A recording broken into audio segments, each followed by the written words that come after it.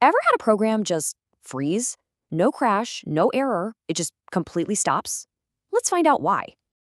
That's exactly what happened to Timothy, a junior dev. His new program just gave up. So what was the culprit? Well, it all comes down to how his code was transferring funds.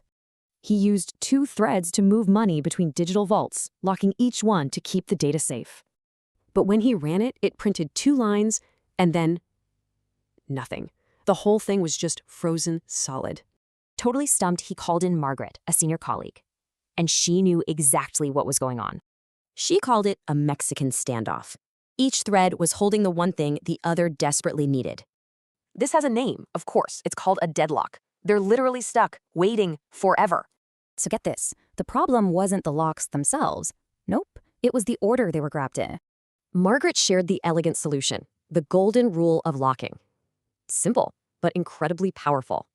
By forcing a strict order, one thread just waits its turn, letting the other one finish its job. And just like that, the standoff never even gets a chance to start. The conflict is totally avoided.